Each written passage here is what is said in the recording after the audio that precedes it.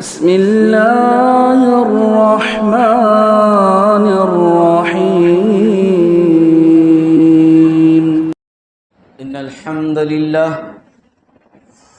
الحمد لله نحمده ونستعينه ونستغفره ونعوذ بالله من شرور أنفسنا ومن سيئات أعمالنا من يهده الله فلا مضل له ومن يضلله فلا هادي له وأشهد أن لا إله إلا الله وأشهد أن محمدا عبده ورسوله أما بعد فإن خير الحديث كتاب الله وخير الهدي هدي محمد صلى الله عليه وسلم وشر الأمور محدثاتها وكل محدثة بدعة وكل بدعة ضلالة وكل ضلالة في النار.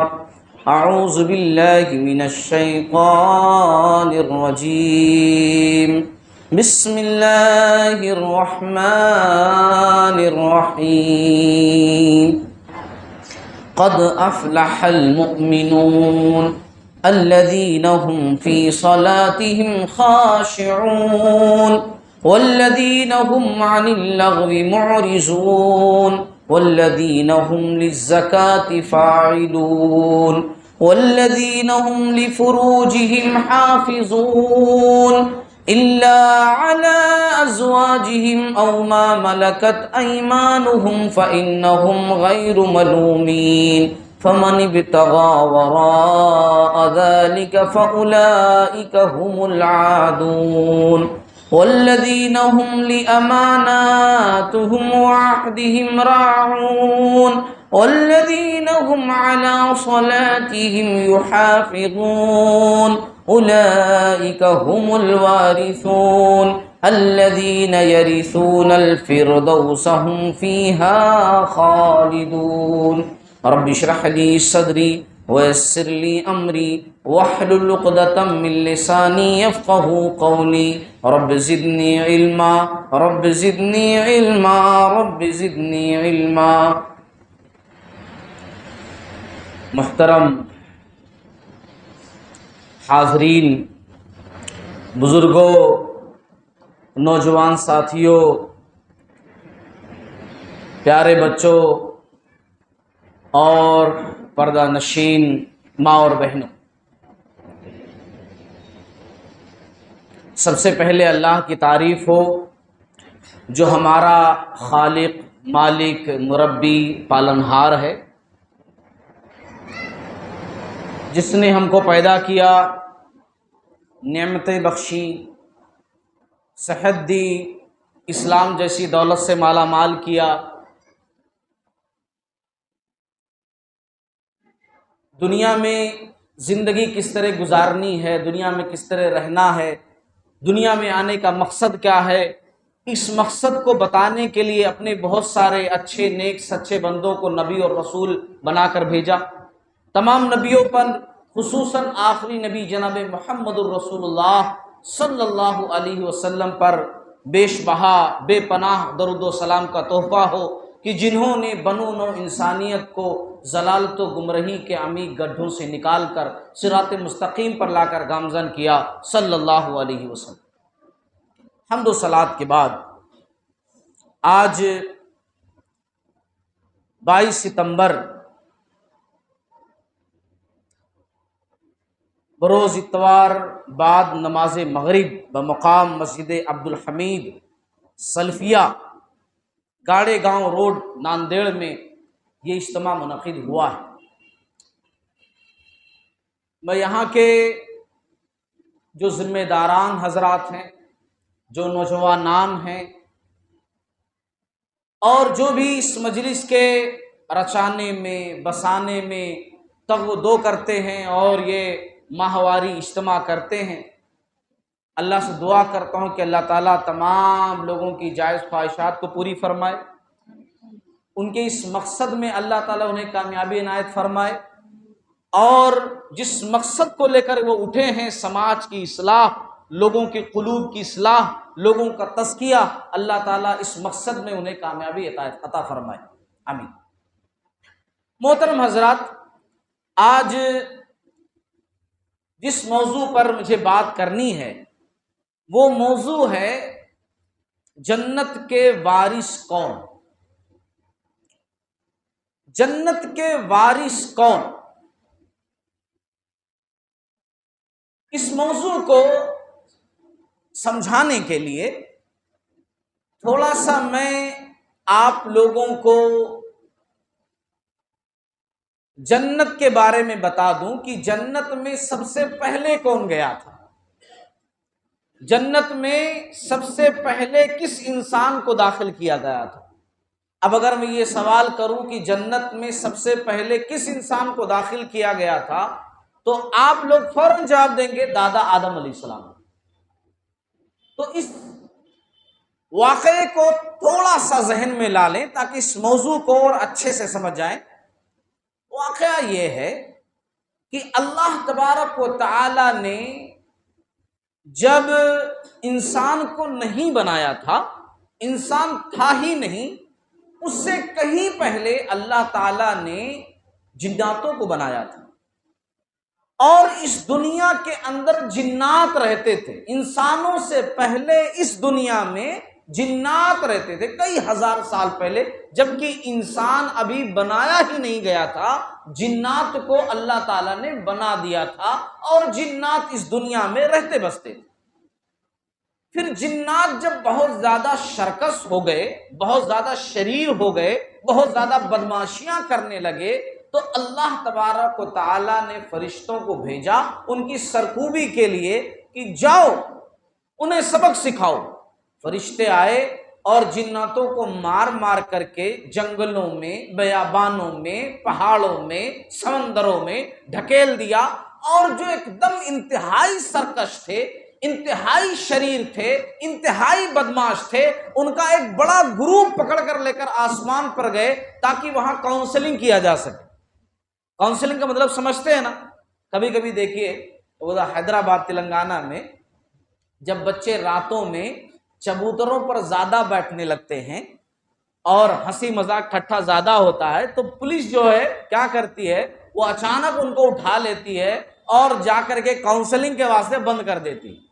پھر ایک دن دو دن بند کیے رکھتی ہے، ان کو سمجھا بجھا کر کے پھر چھوڑتی ہے کہ اب دوبارہ چبوتروں پر نہیں بیٹھنا ہے نا، کاؤنسلنگ۔ اب وہ کئی طرح سے ہوتا ہے، کبھی مار کے ذریعے سے بھی، کئی سمجھا کر کے بھی ان کو کیا جاتا ہے۔ تو بہرحال بہت سارے جناتوں کو پکڑ کر لے کر جایا گیا، کاؤنسلنگ کی گئی، اور انہی میں وہ تھا جس کو آج ہم ابلیس کہتے ہیں۔ انہی جناتوں میں وہ جنات بھی تھا جس کو آج ہم اصل شیطان کہتے ہیں اور اصل ابلیس کہتے ہیں۔ شیطان کا مطلب ہوتا ہے بھگایا گیا، دھتکارا گیا، ہکالا گیا، ورنہ اصل نام اس کا مفسرین نے جو بتایا ہے کہ پہلے اس کا نام تھا عزازیل۔ کیا نام تھا؟ عزازیل۔ بعض مفسرین نے کہا کہ اس کا نام تھا حارث، عزازیل یا حارث اس کا نام تھا۔ تو پھر کاؤنسلنگ اس کی گئی، اتنا سدھر گیا، یہ اتنا سدھر گیا، اتنا سدھر گیا کہ فرشتوں کے ساتھ رہنے لگا۔ پورے جنات دوبارہ زمین پر آ گئے، لیکن یہ اتنا سدھر گیا کہ اللہ نے اجازت دے دی کہ تو فرشتوں کے ساتھ رہ، فرشتوں کے ساتھ رہنے لگا۔ اچھا، پھر اس کے بعد ایک وقت وہ آیا جس کا قرآن میں سورۃ البقرہ میں اور کئی سورتوں میں اللہ نے تذکرہ کیا ہے کہ اللہ رب العالمین نے فرشتوں کے سامنے کہا، اے میرے فرشتوں، میں ایک مخلوق بنانے والا ہوں، مخلوق بنانے والا ہوں، حضرت انسان کو بنانے والا ہوں۔ ہماری پیدائش کا سمے آ گیا، انسانوں کی پیدائش کا۔ اب فرشتوں نے کہا، کیا کہا؟ پچھلی مخلوق کو دیکھ کر کے، جناتوں کو دیکھ کر کے، جناتوں کے بارے میں سوچ کر کے فرشتوں نے کہا کہ اے اللہ، آپ ایک اور مخلوق بنانے جا رہے ہیں؟ اگر آپ کی عبادت کی بات ہے، آپ کے ذکر کی بات ہے تو ہم ہیں نا عبادت کرنے کے لیے، ہم کافی ہیں آپ کا ذکر و اذکار کرنے، آپ کی عبادت کرنے کے لیے، آپ کی پاکیزگی، آپ کی بڑائی بیان کرنے کے لیے ہم ہیں نا۔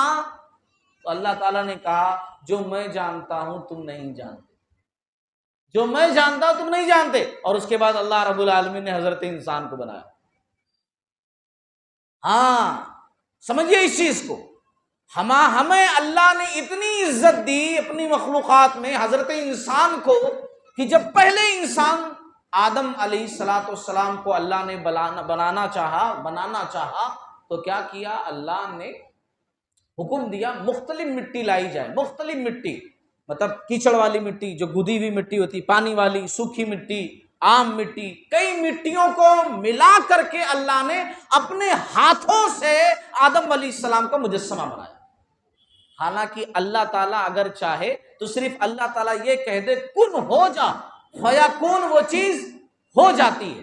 زمین و آسمان کی تخلیق ایسے اللہ نے کی ہے 6 دنوں کے اندر، کن ہو جا فیکون، وہ چیز ہو جاتی ہے۔ مگر انسان کو اللہ تعالیٰ نے یہ فضیلت دی کہ انسان کے بارے میں یہ چیز کیا کہ اپنے ہاتھوں سے آدم علیہ السلام کا مجسمہ بنایا مختلف مٹیوں سے۔ کہیں تین کا لفظ آیا قرآن میں، کہیں سلسال کا لفظ آیا قرآن میں، کہیں الفخار کا لفظ آیا قرآن کے اندر، مختلف قسم کی مٹی۔ اچھا، مٹی سے پتلا بن گیا، اسٹیچو بن گیا، اللہ نے روح نہیں ڈالی، اس کو چھوڑ دیا، وہ پتلا ایسے ہی پڑا ہوا ہے۔ جب ابلیس کا ادھر سے گزر ہوتا، عزازیل کا، ابھی سے جلنا شروع کر دیا ہو کہ اچھا ایک اور مخلوق فرشتوں کے سامنے عزازیل کہتا، اندر داخل ہو کر کے انسان کے باہر نکلتا اور کہتا اندر سے کھوکھلا ہے، یہ میرے سامنے نہیں ٹک پائے گا، میں اس کو ٹکنے نہیں دوں گا۔ اسی وقت کہتا تھا، اسی وقت جب بھی ابھی انسان روح ہی نہیں پھونکی گئی، اسٹیچو کے اندر، مجسمے کے اندر نہیں پھونکی گئی، پتلے کے اندر۔ پھر ایک وقت تو آیا، اللہ رب العالمین نے اس آدم علیہ السلام کے پتلے میں روح ڈالی۔ روح ڈالی تو کیسے ڈالی؟ روح اوپر کی طرف سے ڈالی، ایسا ہے نا، روح اوپر کی طرف سے ڈالی۔ ابھی بھی جب دیکھو احادیث کے اندر کیا بیان کیا گیا، موت کا فرشتہ آتا ہے، موت کا فرشتہ آ کر کے یہاں بیٹھتا ہے سر کے پاس، اگر اچھا آدمی ہوتا ہے، بندہ اچھا ہوتا ہے تو کہتا ہے اے پاکیزہ روح باہر نکل۔ کہاں بیٹھتا ہے؟ سر کے پاس، اے پاکیزہ روح باہر نکل۔ اور اگر برا آدمی ہے تو موت کا فرشتہ آتا ہے اور اے بدبخت روح باہر نکل، یہیں سے پکارا جاتا ہے۔ روح بھی ادھر سے ڈالی گئی۔ جب روح ڈالی گئی آدم علیہ السلام کے اندر، تو اب دھیرے دھیرے روح داخل ہو رہی ہے۔ اللہ رب العالمین کی مرضی دیکھیے، اس کا کمال دیکھیے۔ اللہ تعالیٰ کسی بھی چیز کو خالی کہتے کن ہو جا فیکون، وہ چیز ہو جاتی۔ مگر انسان کو ایک الگ انداز سے اللہ نے پیدا کیا، ایک عزت دینے کے لیے اپنے ہاتھوں سے بنایا اور روح ڈالی۔ جب روح ڈالی اور روح دھیرے دھیرے ہو کر کے یہاں تک پہنچی تو آدم علیہ السلام کو چھینک آئی۔ آدم علیہ السلام کو چھینک آئی۔ چھینک اچھی چیز ہے۔ حدیث کے اندر کہا گیا کہ چھینک اللہ کی طرف سے، اور جمائی جو منہ کھولتے نا، یہ شیطان کی طرف سے۔ یہ منہ جو کھلتا ہے یہ سستی کی نشانی ہے، اور جو چھینک آتی ہے یہ چستی کی نشانی ہے۔ چھینک آئی، اور پھر اس کے بعد آدم علیہ السلام نے کہا الحمدللہ۔ اللہ رب العالمین نے جواب دیا رحمک ربک یا آدم، اے آدم تیرا رب تجھ پر رحم فرمائے۔ پھر اس کے بعد روح چلتے چلتے اور نیچے پہنچی، پیڑ کے نیچے تک پہنچی۔ ابھی پیر میں روح نہیں پہنچی ہے، پیٹ کے نیچے تک روح پہنچی۔ آدم علیہ السلام نے جنت کے پھلوں کو دیکھا، ابھی بھوک لگ گئی، ابھی پورے جسم میں روح نہیں پہنچی، ابھی پیرا باقی ہیں۔ خالی انسان کو اللہ نے بنایا ایسا، پیٹ تک پہنچتی بھوک لگ گئی، ہے نا، بھوک لگی، ادھر لگ کے ادھر۔ اللہ رب العالمین نے کہا انسان جلد باز پیدا کیا گیا ہے، انسان جلد باز پیدا کیا گیا ہے۔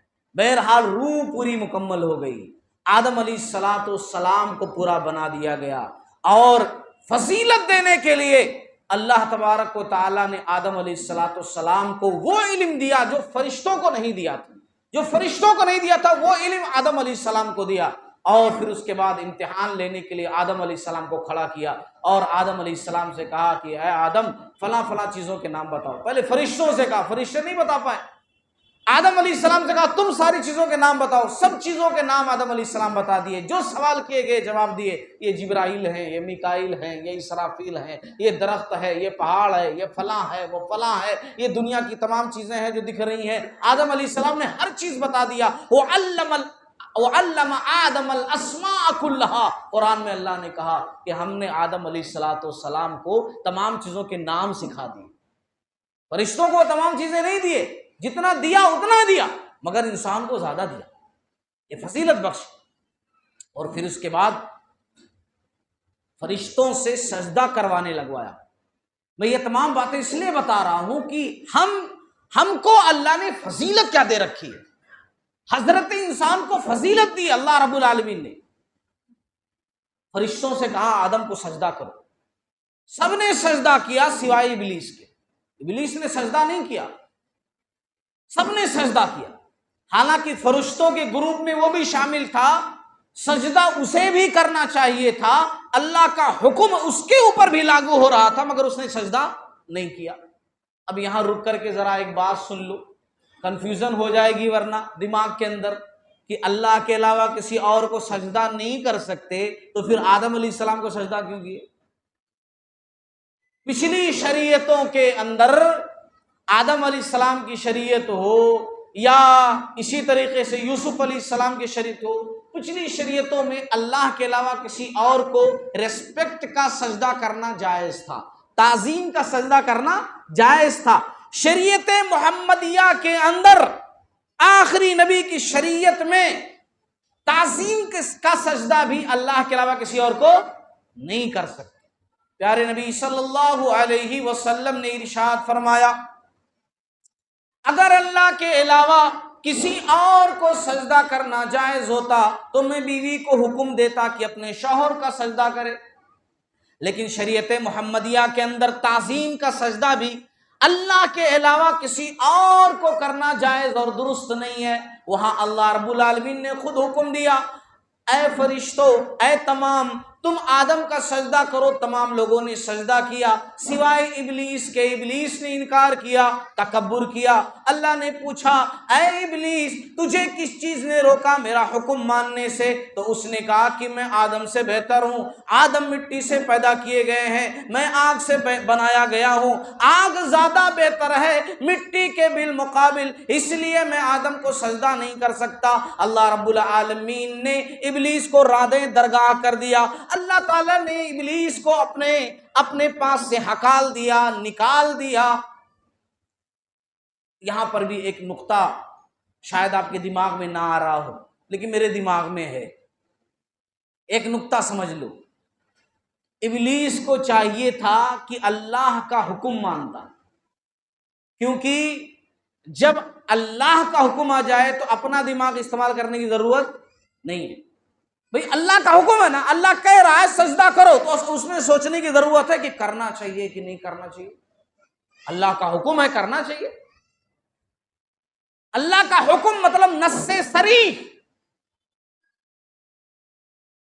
سب سے پہلے جس نے اللہ کے حکم کے بالمقابل، نص صریح کے بالمقابل، صاف دلیل کے بالمقابل خالی پیلی اپنا دماغ استعمال کیا، وہ کون ہے؟ وہ ابلیس ہے۔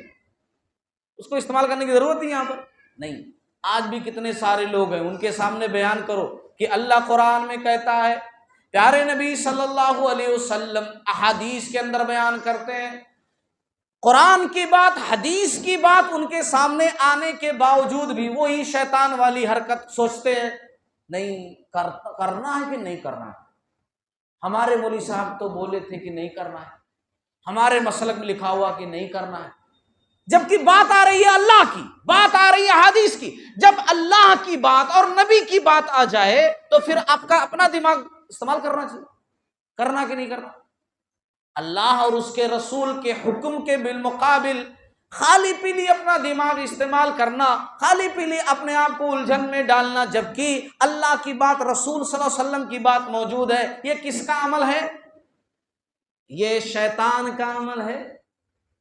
ہاں، یہ شیطان والی راہ ہے کہ اللہ کا حکم سامنے ہے، اللہ ہی حکم دے رہا ہے کہ سجدہ کرو، اللہ کا حکم، اللہ کی اطاعت ضروری، مگر پھر بھی خالی بھی اپنا دماغ استعمال کرنا، نہیں میں اچھا ہوں، مٹی سے بنے ہم آگ سے بنے۔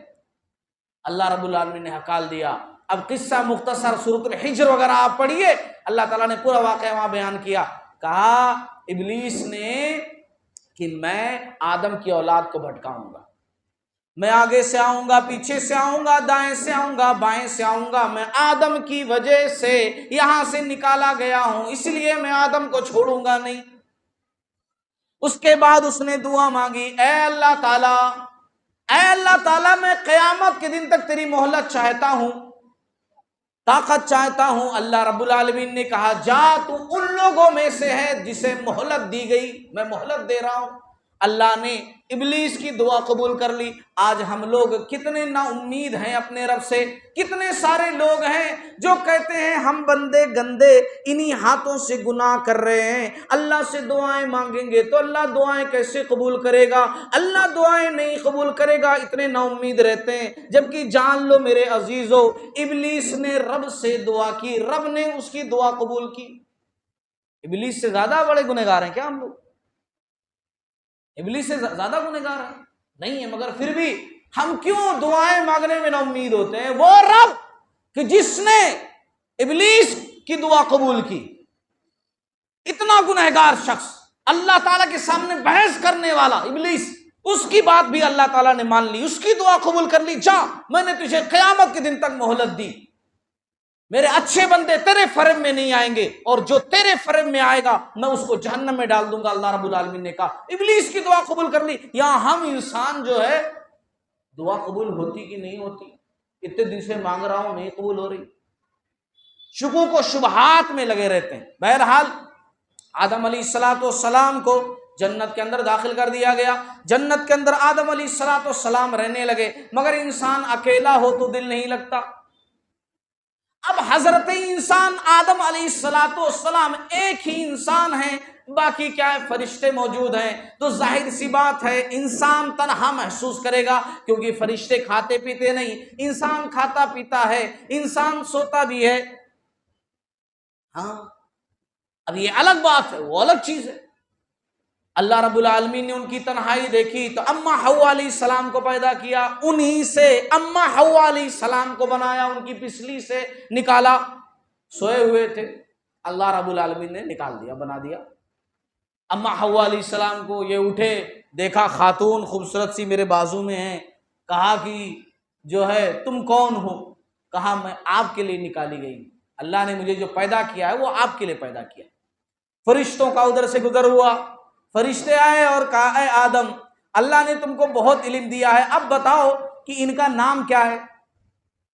اللہ نے اس دن تم سے کہا کہ اس چیز کے نام بتاؤ، تم نے بتا دیا، اس چیز کے نام بتاؤ، تم نے بتا دیا، یہ ابھی ابھی پیدا کی گئی ہیں، اللہ نے تمہارے واسطے بنایا ہے، تو اب بتاؤ کہ یہ کون ہے، ان کا نام کیا ہے، ان کا نام بتاؤ تو جانا۔ آدم علیہ السلام نے کہا ان کا نام حوا ہے۔ فرشتوں نے کہا حوا؟ حوا ہی کیوں؟ حوا ہی کیوں، دوسرا کیوں نہیں؟ تو کہا حوا کے معنی ہوتے ہیں وہ جس کو زندے سے نکالا گیا ہے، میں زندہ ہوں، مجھ سے نکالا گیا، اس لیے حوا ہی ہو سکتی ہے۔ آدم علیہ السلام نے بتا دی، دونوں لوگ جنت کے اندر رہنے لگے۔ اللہ تعالیٰ نے وارننگ دے دی، اے آدم جنت کے اندر کھاؤ پیو رہو سہو، بس فلاں درخت کے قریب نہیں جانا۔ اب اس درخت کا نام کیا تھا قرآن میں اس کا تذکرہ نہیں۔ بعض لوگوں نے اس پر محنت کی ہے، ضرور محنت کی ہے، وہ گیہوں کا درخت تھا، کوئی بولے انگور کا درخت تھا، کوئی بولے فلاں تھا، کوئی بولے فلاں تھا۔ میں کہہ رہا ہوں جب اللہ نے اس کو ہمارے واسطے بیان نہیں کیا تو اس کا مطلب اس میں ہمارے لیے کوئی اہم بات نہیں، بس کوئی درخت تھا، اللہ نے امتحان کے لیے رکھا تھا کہ ہر چیز کھاؤ پیو، اس درخت کے قریب نہیں جانا۔ اچھا ابلیس لگا ہوا ہے اپنی محنت میں، کیسے بھی بھٹکاؤں میں، دشمنی نکالوں میں، ان کی وجہ سے میرے ساتھ ایسا ہوا، وہ لگا ہوا ہے۔ اللہ رب العالمین نے سمجھا دیا کہ اے آدم ابلیس سے خبردار رہنا، وہ تمہارا کھلا ہوا دشمن ہے۔ مگر انسان، مگر حضرت انسان وہی ہوا جو اللہ رب العالمین کی مرضی تھی، اور شیطان کامیاب ہوا۔ کس طرح کامیاب ہوا اس کا بھی تذکرہ اللہ نے قرآن میں کیا ہے کہ ابلیس نے دل میں بات ڈالی، دل میں. یہاں بہت سارے نوجوان جانکاری کے لیے جان لو، جانکاری کے لیے جان لو، یہ واقعہ مشہور ہے کہ ابلیس جنت میں داخل کیسے ہوا. جب اس کو ہکال دیا گیا تھا تو آدم علیہ السلام، اماں حوا علیہ السلام تو جنت میں رہ رہے تھے، تو ابلیس آخر کیسے انٹر ہوا اندر؟ دراصل اللہ تعالیٰ نے نا ابلیس کو جو بہت بڑا پاور دے رکھا ہے نا، پاور، وہ پاور ایسا ہے کہ اس کو جنت میں جانے کی ضرورت ہی نہیں ہے، وہ باہر سے ہی حملہ کر سکتا ہے. اور وہ پاور کیا ہے؟ الذی یوسوس فی صدور الناس، وہ دور رہ کر بھی ہمارے دلوں کے ساتھ کھیل سکتا ہے، ہمارے دلوں میں وسوسہ اندازی کرتا ہے. وَوَسْوَسَ لَهُمُ الشَّيْطَانُ، قرآن میں اللہ نے کہا کہ شیطان نے وسوسہ اندازی کی. بعض لوگ کہتے ہیں قصے کہانی کی طرح بیان کرتے ہوئے کہ نہیں مولوی صاحب ایسا نہیں ہوا تھا، وہ کیا ہے نا کہ ابلیس جو ہے وہ شیطان، وہ ابلیس جو ہے سانپ کے منہ میں بیٹھ گیا تھا، سانپ کے منہ میں بیٹھ گیا تھا، اور سانپ جو ہے وہ مور کے پیروں سے لپٹ گیا تھا. مور سانپ کو لے کر اڑا، جنت میں جا کر بیٹھا، تو اس طریقے سے سانپ کے منہ سے پھر ابلیس نکل گیا، جنت میں پہنچ گیا. اور اللہ تعالیٰ نے اس جرم میں مور کو یہ سزا دی، کتنا خوبصورت اس کو بنایا، مگر چونکہ وہ اپنے پیروں میں سانپ کو لپیٹ کر کے لے کر گیا تھا جنت میں، اسی لیے اس کے پیروں کو بدصورت بنا دیا. اس لیے مور بڑا خوبصورت ہے مگر اس کے پیر بدصورت ہیں، کیونکہ انہی پیروں سے اس نے اتنی بڑی غلطی کی، وہ لے کر کے گیا. جھوٹی بات ہے، قصے کہانی، اس کی کوئی دلیل نہیں، اس کا کوئی پروف نہیں، بلکہ قرآن جو کہتا ہے کہ شیطان نے وسوسہ اندازی کی. اور وسوسہ اندازی کیا کی؟ یہ وسوسہ اندازی کی کہ وہ درخت جو ہے اس کو کھا لو، اس کا پھل کھا لو، اسی لیے کہ وہ ہمیشگی والا درخت ہے، اس کا پھل کھا لو گے تو کبھی بھی جنت سے نہیں نکالے جاؤ گے، نہیں کھاؤ گے اللہ تعالیٰ جب چاہیں گے تم کو جنت سے نکال دیں گے، اسی لیے کھا لو، اللہ بھی چاہیں گے تو نہیں نکال پائیں گے. پہلے اماں حوا علیہ السلام عورت پہلے ہی نش گئی، ہاؤ جی کھا لو نا جی. ایسی ہوتی ہماری خواتین، ہاؤ جی بستی کے اندر کچھ بھی ہو رہا ہے سب لوگ کر رہے ہیں نا جی. اب مرد سمجھائے گا نہیں جی ایسا نہیں ہے، میں جانتا ہوں. ہاں تم بہت جانتے، پورے لوگ کر رہے ہیں، اسی ہم بھی کر لیتے. اماں حوا علیہ السلام بولی فورس کی کہ نہیں کر لینا چاہیے، ہم کو ہمیشہ رہنا ہے یہاں پر نا اللہ کی جنت میں، پھر کون سی ہم بڑی بات کر رہے ہیں، ہم جنت میں رہنے کے واسطے کر رہے ہیں نا. کھا لیے دونوں، اللہ نے جس سے روکا تھا وہی کر بیٹھے. اب ہوا یہ کہ جنتی لباس چھن گیا، جنتی لباس چھن گیا، دونوں لوگ جنت کے اندر بھاگنے لگے. آدم علیہ السلام کے بال لمبے ہیں، 60 ہاتھ قد ہے. ذرا سوچئے 60 ہاتھ لمبے، 60 ہاتھ لمبے اونچے، جنت کے اندر بھاگ رہے ہیں. ایک درخت سے بال الجھ گئے، آواز آئی اللہ رب العالمین کی طرف سے، اے آدم مجھ سے بھاگ رہے ہو کیا؟ آدم علیہ السلام نے کہا نہیں میرے رب تجھ سے بچ کر کہاں جا سکتا ہوں، مجھے تو شرم آ رہی ہے جس کی وجہ سے میں بھاگ رہا ہوں، مجھے شرم آ رہی ہے جس کی وجہ سے میں بھاگ رہا ہوں. آخرکار دونوں لوگ جنت کے درختوں کے پتے توڑ کر کے اپنی شرمگاہیں چھپانے لگے. ابلیس نے سب سے پہلا حملہ ہمارے لباس پر ہی کیا ہے، ہم سمجھتے ہی نہیں ہیں. سب سے پہلا حملہ ہمارے لباس پر، ہمارے حیا پر کیا ہے. آخرکار قصہ مختصر، یہ واقعہ پورا بتانا میرا مقصد نہیں ہے، میں جس لیے بتا رہا ہوں یہ واقعہ آپ کو سمجھ میں آ جائے گا. بہرحال آدم علیہ السلام نے اللہ سے معافی مانگی اور اللہ نے معافی کو قبول بھی کیا. اب یہاں پر بھی ایک کنفیوژن ہے، بڑے کنفیوژن ہیں آج، بڑے اسلام کا نام لے کر بڑے کنفیوژن، سارے کنفیوژن دور کرنے پڑتے ہیں. یہاں پر بھی ایک کنفیوژن ہے، لوگ بیان کرتے ہیں کہ آدم علیہ السلام جب دعا مانگنا چاہے، جب توبہ کرنا چاہے تو کیا کیا کہ کہا کہ تیرے آخری نبی کے صدقے میں مجھے معاف کر دے. سن رہے ہیں آپ میں کیا کہہ رہا ہوں؟ لوگ واقعہ بیان کرتے ہیں تیرے آخری نبی کے صدقے میں اللہ مجھے معاف کر دے. اللہ تعالیٰ نے کہا آدم تمہیں کیسے پتا کہ میرے آخری نبی ہوں گے، ان کا نام محمد ہوگا، میرے بڑے چہیتے ہوں گے، تمہیں کیسے پتا؟ تم نے ان کا وسیلہ لیا، واسطہ لیا، کیسے تم کو پتا؟ آدم علیہ السلام نے کہا رب وہ عرش پر میں نے لکھا ہوا دیکھا تھا تو میں سمجھ گیا کہ اللہ نے جس کو اپنے نام کے ساتھ اپنے ساتھ جس کو لگا رکھا ہے وہ کوئی محبوب ہی ہوگا، اس لیے میں نے ان کا وسیلہ لے لیا۔ یہ روایت ضعیف ہے، موضوع، بناوٹی، یہ کوئی حدیث نہیں ہے، یہ بناوٹی ہے۔ قرآن کیا کہتا ہے وہ سنو۔ قرآن کہتا ہے اللہ رب العالمین نے آدم علیہ السلام کو توبہ کے، معافی مانگنے کے الفاظ سکھائے، یہ قرآن کہتا ہے۔ اور وہ الفاظ کون تھے؟ سورۃ الاعراف میں موجود ہے۔ وہ الفاظ کیا تھے؟ ربنا ظلمنا انفسنا وان لم تغفر لنا وترحمنا لنکونن من الخاسرین۔ اے ہمارے رب، ربنا ظلمنا انفسنا، ہم نے اپنے نفسوں پر ظلم کر لیا ہے، اگر تو نے معاف نہیں کیا تو ہم نقصان اٹھانے والوں میں سے ہو جائیں گے۔ دونوں لوگوں نے معافی مانگی۔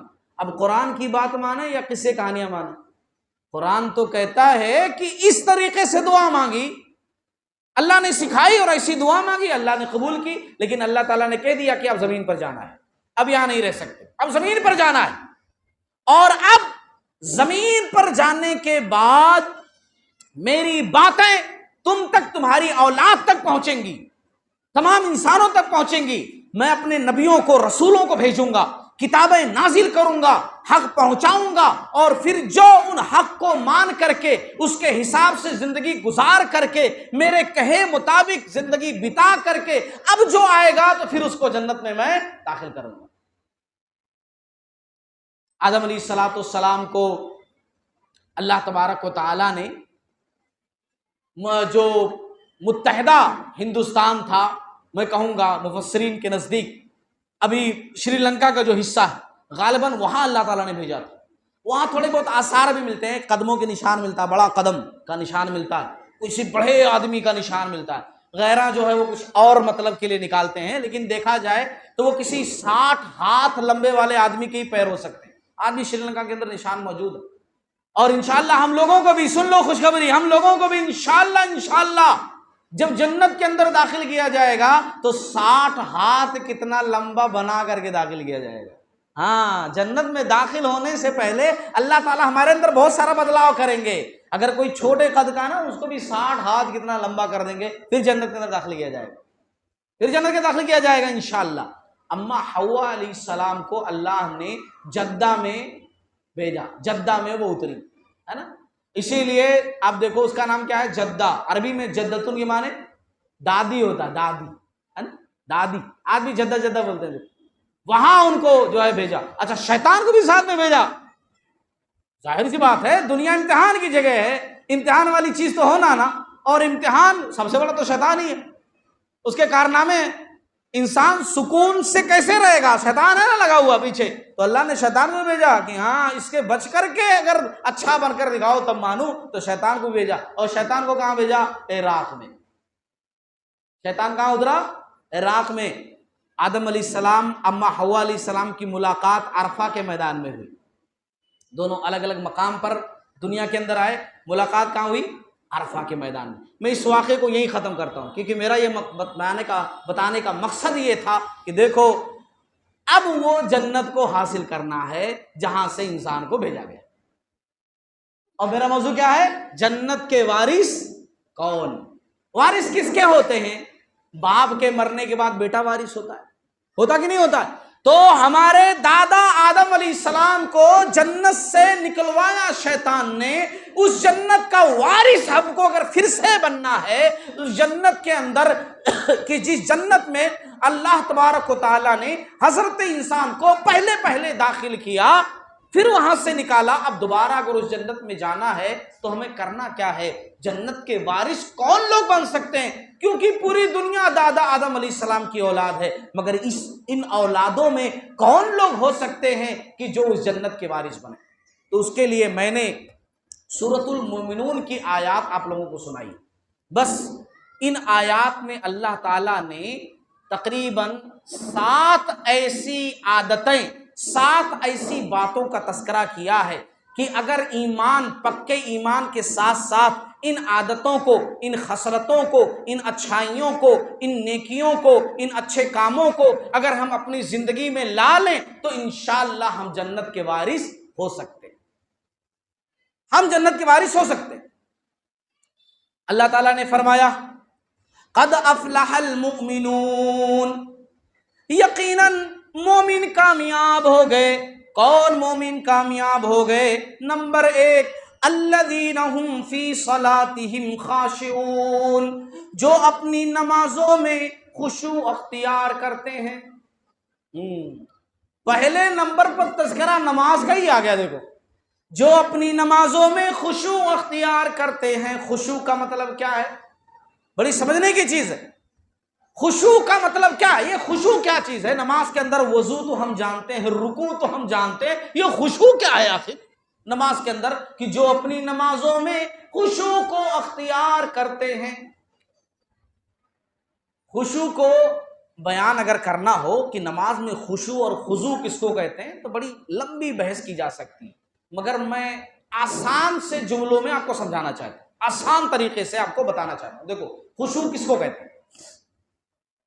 ایک بندہ ہے، سنو غور سے، ایک بندہ ہے، وہ بہت بیمار ہے، اس کو ہارٹ کا بہت بڑا پرابلم ہے، اس کا آپریشن ہونے والا ہارٹ کا۔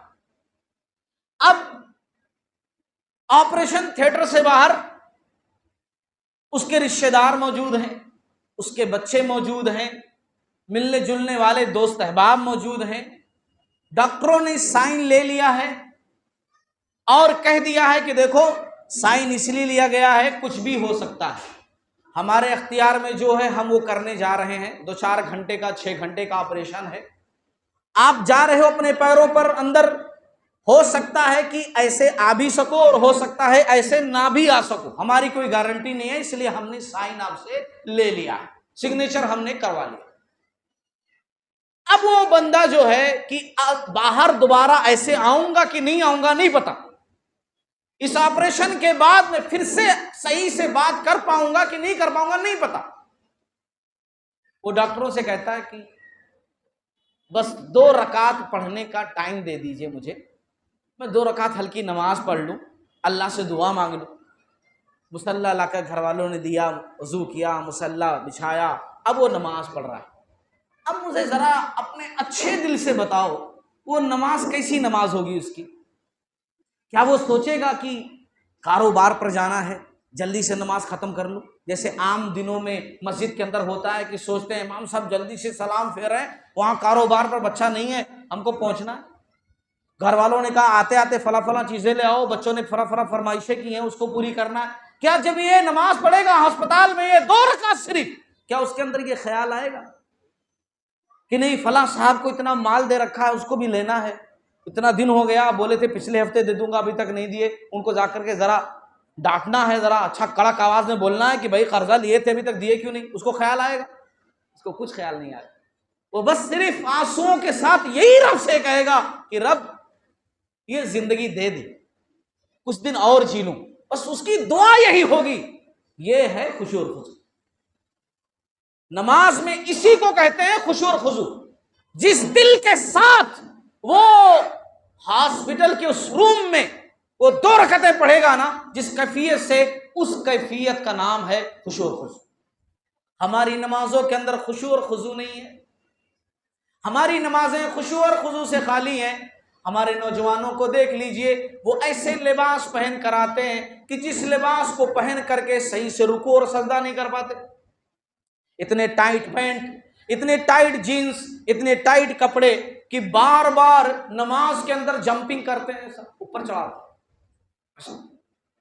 ہاں، اب دیکھو نوجوانوں کو بار بار نا ایسا رکوع میں گئے، سجدے میں گئے، اٹھتے ہیں، پھر اس کو اوپر کرتے ہیں۔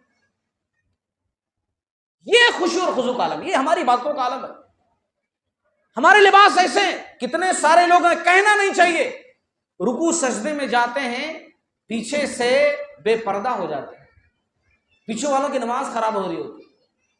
سمجھ گئے ہوں گے آپ لوگ، ایسے لباس پہنتے کتنے سارے لوگ، کتنے سارے لوگ ہیں پھٹے کپڑے پہن کے چلے آتے ہیں، جینس پھٹی ہوئی ہے صاحب چلے آئے، کتنے سارے لوگ ہیں کہ نماز میں آتے وقت نماز کی زینت اختیار نہیں کرتے، اچھا لباس پہن کر کے نہیں آتے۔ اللہ کے دربار میں ٹھہرنا ہے، اس رب کے سامنے ٹھہرنا ہے جس نے زندگی دی ہے، اس رب کے سامنے ٹھہرنا ہے جس کے پاس مر کر کے جانا ہے، لیکن اس رب کے سامنے ٹھہرنے کے لیے اچھا لباس پہن کر کے نہیں آتے۔ جو سوئے ہوئے ہوتے ہیں وہ سلیپنگ سوٹ وہی پہن کر چلے آتے، حالانکہ وہی پہن کر بولو کہ بھائی آپ دعوت میں چلے جاؤ، دعوت میں جانے کے لیے تو ماشاءاللہ پورا تیار ہو کر کے جاتے، پورا مار وار کر کے اچھے سے، حالانکہ اگر نہیں بھی پہن کر گئے، کم پہن کر تب بھی کھانا مل جاتا، تھوڑی تھوڑی کہتا کہ نہیں نیا پہن کر نہیں آؤ تو کھانا نہیں ملے گا، جاؤ واپس جاؤ، شادی خانے سے بھگا دیتے، نہیں تب بھی مل جاتا۔ یا اللہ کے دربار میں جہاں اچھا پہن کر آنا چاہیے، اچھا ہو کر آنا چاہیے، ضروری نہیں کہ نیا پہن کر آؤ، مگر اتنا کہ اچھا دکھے، آپ کا دل مطمئن ہو کہ رب کے سامنے میں ٹھہرنے جا رہا ہوں۔ یہاں دنیا کے اندر اگر معمولی انسپکٹر کے سامنے جانا ہونا، کلکٹر کے سامنے جانا، تو لوگ اچھا تیار ہو کر کے جاتے، لوگ وہاں جاتے سر بول کر ٹھہرے رہتے، پیٹھ میں کھجلاہٹ ہوتی نا، یہاں کھجلاہٹ ہوتی، تب بھی لوگ ہاں کلکٹر کے سامنے ٹھہرے نا، ایسا نہیں کرتے، بیٹھ بھی سر کے سامنے ایسا کرنا۔ اور نماز میں کچھ بھی کرتے رہو، کبھی داڑھی کے ساتھ کھیلتے رہو، کبھی ٹوپی کے ساتھ کھیلتے رہو، کبھی ناک میں انگلیاں کرتے رہو، کبھی یہ پیروں پر، کبھی وہ پیروں پر، کبھی فون بجتا رہے، کبھی کون سی حرکت کرے، رب کے سامنے سب صحیح۔ او اللہ کے بندو، ہماری نمازوں کا حال یہی ہے، سدھرو، خواب غفلت سے بیدار ہو جاؤ۔ قیامت کے دن سب سے پہلے عبادات میں جس عبادت کا سوال ہوگا وہ نماز کا ہوگا۔ اگر نماز صحیح تو پھر سب صحیح، نماز غلط تو سمجھو سب غلط۔ اللہ تعالیٰ نے قرآن میں کہا الذین هم فی صلاتهم خاشعون، کون مومن کامیاب؟ وہ ایمان والے کامیاب کہ جو اپنی نمازوں میں خشوع اختیار کرتے ہیں۔ امید ہے کہ آپ لوگ خشوع کا مطلب سمجھ گئے ہوں گے، نماز میں خشوع کس کو کہتے ہیں اس کا مطلب آپ لوگ سمجھ گئے ہوں گے۔ والذین هم عن اللغو معرضون، اور جو دوسری صفت یہ ہے کامیاب ہونے والے مومنوں کی، والذین هم عن اللغو معرضون، جو لغویات سے اعراض کرتے ہیں۔ لغو کس کو کہتے ہیں؟ ہر اس کام کو کہتے ہیں جس کا نہ دنیا کا کوئی فائدہ ہو نہ آخرت کو کوئی فائدہ ہو، اس کو لغو کام کہتے ہیں۔ جی ہاں، حلال حرام سے ہٹ کر، حلال حرام سے ہٹ کر، ایک ہوتا ہے حلال ایک ہوتا ہے حرام، ایک مومن کو چاہیے حلال کو اپنائے، حرام سے بچے، مگر حلال حرام سے ہٹ کر ایک ہوتا ہے لغو، ایک مومن لغو سے بھی بچتا ہے، ایک مومن ایک اچھا ایمان والا لغو کام کبھی نہیں کرتا۔ حدیث کے اندر پیارے نبی صلی اللہ علیہ وسلم نے فرمایا انسان کے حسن اسلام میں سے یہ بھی ہے کہ وہ ان کاموں کو چھوڑ دے جن کا کوئی فائدہ نہیں، اس کو بولتے ہیں لغو، جس کا کوئی فائدہ نہیں۔ جیسے ہمارے نوجوان ہیں گیما کھیل رہے ہیں بیٹھ، کیا ہے؟ لغو ہے نا، گیما کھیل رہے ہیں بیٹھ کر، کیا ہے؟ لغو۔ ہمارے نوجوان ہیں گھنٹوں بیٹھ کر کے کرکٹ دیکھ رہے ہیں، IPL دیکھ رہے ہیں، فلاں دیکھ رہے ہیں، فلاں دیکھ، لغو ہے۔ آپ کو پیسے ملنے والے، آپ کرکٹ ہاں صبح صبح جا کر کھیلیں، شام کو کھیلیں، ایک صحت کے لیے ایک ورزش کے لیے بات سمجھ میں آتی ہے، خالی بیٹھ کر کے دیکھ رہے ہیں، دماغ کی ورزش کر رہے ہیں کیا؟ خالی ٹائم پاس کر، نماز چھوٹ جائے، وہ دیکھ رہے ہیں، یہاں تک کہ میری پارٹی جیت رہی ہے، میرا پلیئر ایسا کھیل رہا ہے، لڑ لے رہے ہیں، بحثاں کر لے رہے ہیں، یہ سب کیا ہے؟ لغو ہے، لغو۔ او نوجوانوں، آج میں تم سے کہنا چاہتا ہوں، میں آج تم سے ایک بات بتانا چاہتا ہوں، لغو کاموں سے بچو۔ اگر واقعی میں مومن ہو تو دنیا کے اندر زندگی گزارتے ہوئے لغو کام مت کرو، انشاءاللہ کامیاب ہو جاؤ گے، دنیا میں بھی کامیاب ہو جاؤ گے، آخرت میں بھی کامیاب ہو جاؤ گے۔ لغو کام مت کرو، اپنے وقت کو غنیمت سمجھو، اپنے ماں باپ کے آنکھوں کا آنسو نہیں، اپنے ماں باپ کے ہونٹوں کی مسکان بنو، اپنے ماں باپ کے چہرے کی خوشی بنو۔ کتنے ماں باپ ہیں قربانیاں دے رہے ہیں، اپنا ڈریس نہیں سلا کر کے آپ کا ڈریس سلاتے ہیں، اور اپنا پیٹ کاٹ کر کے آپ کو کھلاتے ہیں، اپنی خوشیاں مار کر کے آپ کی خوشیوں کو اہمیت دیتے ہیں۔ کس لیے؟ میرا بچہ کامیاب ہو، میرا بچہ ترقی کرے، میرے بچے کا فیوچر بن جائے۔ اور یہی بچہ اپنے دوستوں کے ساتھ ٹائم پاس کرتا ہے، کبھی کالج بنک کرتا ہے، اچھے سے پڑھتا نہیں ہے، اچھے سے لکھتا نہیں ہے، لغویات میں بڑے بڑے فونا لے کر کے جس کا رکھنے کا کوئی مقصد نہیں ہے، بس خالی دکھانا ہے، ریاکاری کہ میرے پاس آئی فون ہے، میرے پاس اتنا بڑا فون ہے، خالی یہ بتانا ہے بس، اور کوئی مقصد نہیں ہے اس فون کے رکھنے کا، یہ رکھ کر کے اپنے والدین کو سلو پوائزن دے رہے ہیں، سلو پوائزن۔ ہاں، ایک ہوتا ہے بندوق سے مار دینا، لیکن ہماری نوجوان بچیاں یہ نہیں کر رہی ہیں، دھیرے دھیرے اپنے ماں باپ کو مار رہی ہیں، اپنے ماں باپ کو اندرونی چوٹ دے رہی ہیں۔ ماں باپ چاہتے ہیں کہ میرا بچہ میری بچی کامیاب ہو، اچھے پڑھیں لکھیں، ہم ان کے پیچھے پیسہ خرچ کر رہے ہیں، محنت کر رہے ہیں، دعائیں مانگ رہے ہیں ان کے واسطے۔ جب یہ نہیں تھے اپنی زندگی تھی، اب یہ ہمارے پاس آ گئے ہیں تو اب ان کی خوشیاں ہی ہماری زندگی ہے، ان کا مستقبل ہی ہمارے لیے سب کچھ ہے، ان کی کامیابی ہمارے لیے سب کچھ ہے۔ وہ اپنا سب کچھ داؤں پر لگانے کے لیے تیار بیٹھے رہتے ہیں، اور یہ لوگ کیا کرتے ہیں، دھیرے دھیرے ان کے ارمانوں کو کچلتے ہیں، ان کی عزتوں کو اچھالتے ہیں۔ راتوں کو میسجز پر کس سے باتیں ہو رہی ہیں، کیا دیکھا جا رہا ہے، ان کو پرواہ نہیں۔ رزلٹ ٹائم آتا ہے، پھر رزلٹ کم ہے، پھر مارکس کم ہے، پھر پڑھائی صحیح سے نہیں ہو پائی۔ وہ ماں باپ کچھ ہوتے ہیں بولتے ہیں، کچھ ہوتے ہیں ڈانٹتے ہیں، کچھ ہوتے ہیں دل ہی دل میں کڑھتے ہیں کہ میرا بچہ ترقی کیوں نہیں کر رہا۔ سلو پوائزن دے رہے ہو اپنے والدین کو۔ کتنے سارے والدین ہیں، اب دیکھو کوئی شوگر کا مریض، کوئی بلڈ پریشر کا مریض، کب بنا؟ بچوں کے ہونے کے بعد۔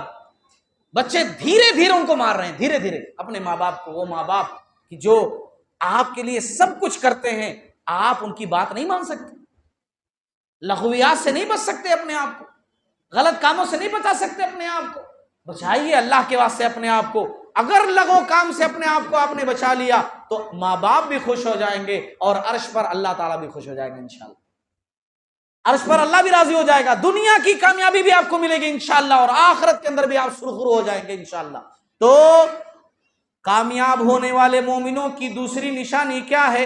والذین هم عن اللغو معرضون، کہ مومن وہ ہوتے ہیں جو لغویات سے اعراض کرتے ہیں، لغو کاموں سے بچتے ہیں۔ تیسری نشانی یہ ہے، تیسری صفت یہ ہے، والذین هم للزکاۃ فاعلون، وہ زکوٰۃ ادا کرتے ہیں۔ اللہ تعالیٰ نے مال دے رکھا ہے، مال میں سے وہ لوگوں پر خرچ کرتے ہیں، بہت مال دے رکھا ہے، اور اتنا مال دے رکھا ہے کہ وہ زکوٰۃ کے نصاب کو پہنچتا ہے تو اس میں سے زکوٰۃ نکال کر کے لوگوں کو دیتے ہیں۔ ہاں، زکوٰۃ دیتے ہیں، کیونکہ جو بندہ صاحب نصاب ہو، جس کے پاس 7.5 تولہ چاندی یا 7.5 تولہ سونا، 52.5 تولہ چاندی، یا ان میں سے کسی ایک کے برابر روپیہ پیسہ موجود ہو بینک کے اندر، سال بھر ہو جائے، سال بھر گزر جائے، تو اس کو 2.5 زکوٰۃ دینی ہے۔ اگر وہ زکوٰۃ نہ دے تو کنز ہے، وہ کنز خزانہ جمع کرنا، اور کنز پر سزا ہے۔ زکوٰۃ نہیں دے گا تو سزا ہے۔ قیامت والے دن اللہ کے دربار میں وہ آئے گا، جبکہ اس کا خزانہ، جس کی زکوٰۃ اس نے نہیں نکالی، جس سونے کی زکوٰۃ نہیں نکالی، جس چاندی کی زکوٰۃ نہیں نکالی، روپے پیسے کی زکوٰۃ نہیں نکالی، وہ خزانہ اللہ رب العالمین ایک اژدہے کی شکل میں اس کے اوپر لپیٹ دے گا۔ وہ اژدہا اس کو ڈس رہا ہوگا، اس کو کاٹ رہا ہوگا، اس کو مار رہا ہوگا، تڑپا رہا ہوگا، اور کہے گا میں تیرا خزانہ ہوں، میں ہی تیرا خزانہ ہوں، دنیا میں سمیٹ سمیٹ کر رکھتا تھا، دنیا میں بچا بچا کر رکھتا تھا، اللہ کے راستے میں خرچ نہیں کرتا تھا، لوگوں کو دیتا نہیں تھا، آج مجھ سے دور کیوں بھاگ رہا ہے؟ میں تو یہ تیرا خزانہ ہوں۔ اللہ تعالیٰ سزا دیں گے۔ تو کامیاب ہونے والے مومنوں کی نشانی یہ ہے کہ وہ ایسا نہیں کرتے، بلکہ والذین هم للزکاۃ فاعلون، وہ زکوٰۃ کو ادا کرتے ہیں۔ ویسے بھی وہ اللہ تعالیٰ کے راستے میں خرچ کرتے ہیں، خوب دیتے ہیں، جہاں ضرورت ہو اللہ کے راستے میں دیتے ہیں، اللہ کے راستے میں خرچ کرتے ہیں، اور ضرورت پڑے صاحب نصاب ہوں تو اس مال میں سے زکوٰۃ نکال کر کے دیتے ہیں۔ وہ مال کا حق ہے، مال کی پاکیزگی اور صفائی کا ذریعہ ہے۔ جس مال میں سے زکوٰۃ نکال دیا جائے وہ مال پاک صاف ہے، اور اگر جس مال میں سے زکوٰۃ نہ نکالی جائے وہ مال پاک نہیں ہے۔ اگر وہ اولاد کو کھلا رہے ہیں تو پاک مال نہیں کھلا رہے۔ زکوٰۃ مال کو پاک کرنے کا، مال کو صاف کرنے کا ذریعہ ہے جو اللہ تعالیٰ نے دیا ہے۔ بہرحال، تو تیسری صفت یہ، چوتھی صفت کیا ہے؟ والذین هم لفروجہم حافظون، جو اپنی شرمگاہوں کی حفاظت کرتے ہیں، ہاں، دنیا کے اندر جو فتنے ہیں نا، ان فتنوں میں سے ایک فتنہ جسمانی بھی ہے، جس میں نوجوان نسل تباہ و برباد ہے۔ بچے ہیں، اس لیے میں کھل کر نہیں بول رہا ہوں، ہمارے بزرگ الحمدللہ بیٹھے ہیں، نوجوان لوگ بیٹھے ہوئے ہیں، آپ لوگ سمجھ جاؤ گے۔ شیطان نے جس طریقے سے وہاں جنت کے اندر حملہ کیا نا، وسوسہ اندازی کی دل کے اندر، کہ بات ڈالی کہ نہیں کھا لو نہیں تو نکال دیے جاؤ گے، جھوٹی باتیں، ایسے ہی آج ہمارے نوجوانوں کو شیطان تباہ و برباد کر رہا۔